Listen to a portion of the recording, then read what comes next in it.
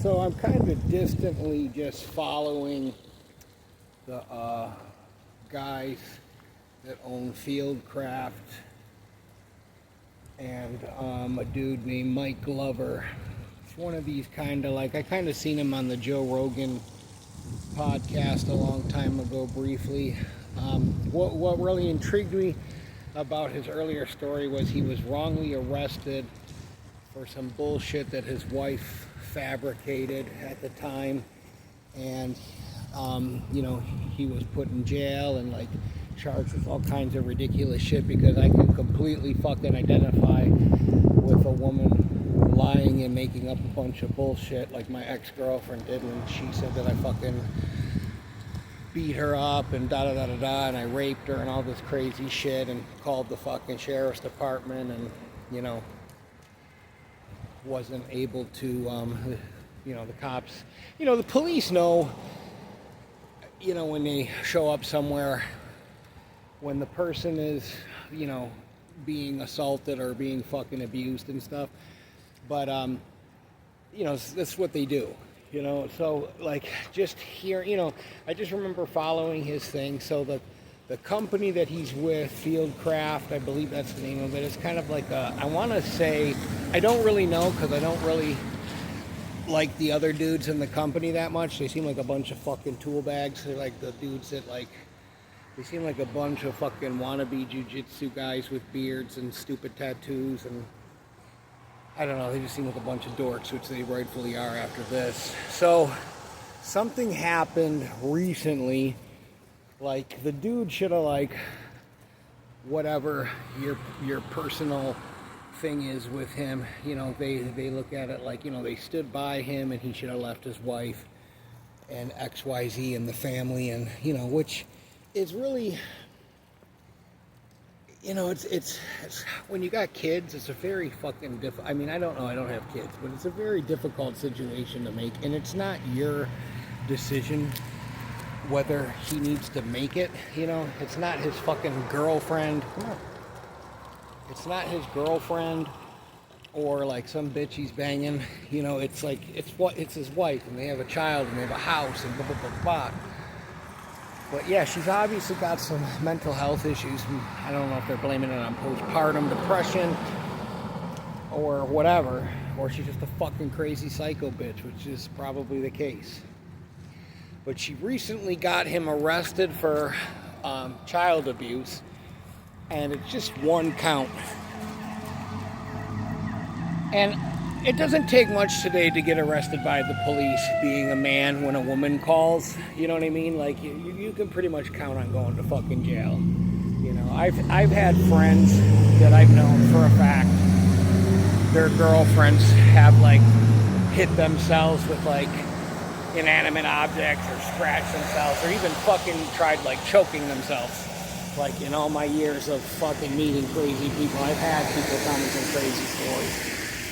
But they're preaching all this integrity, loyalty, your brothers, military, unity and all of this shit, but it's this is what I'm getting at. It's well, okay, we're gonna talk all that shit about all this stuff, but the second your dude's having marital problems with his crazy wife, kind of go, oh, he's no longer associated,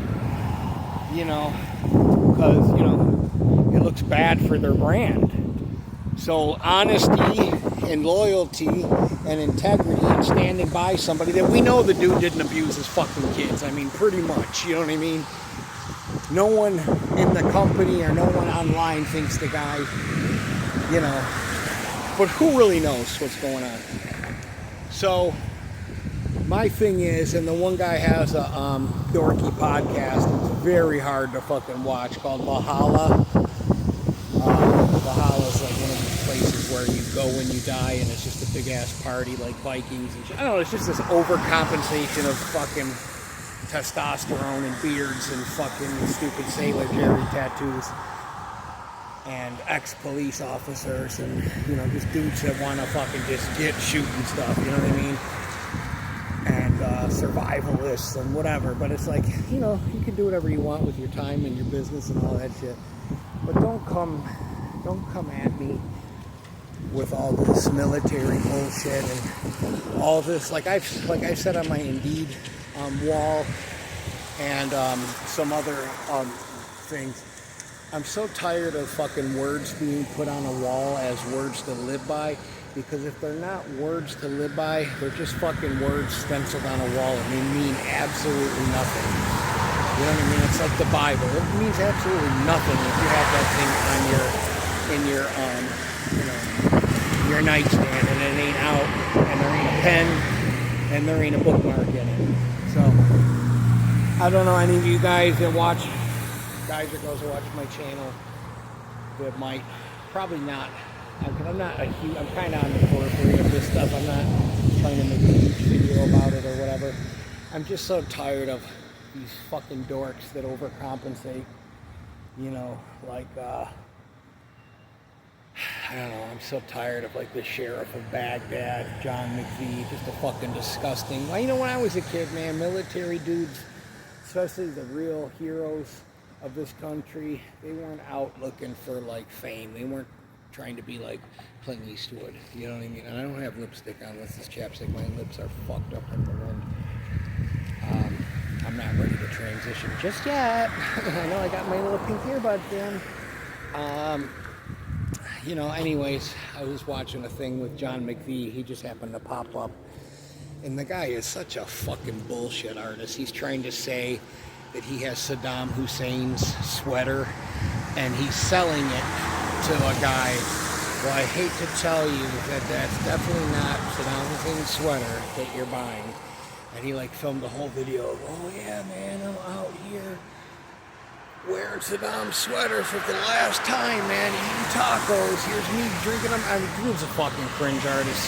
So is Tim Kennedy. All these fucking wannabe fake Navy SEALs. What's that one guy, Robert O'Neill, fucking the ginger dork. I killed Bin Laden. I don't think so, brother. I think he was already dead.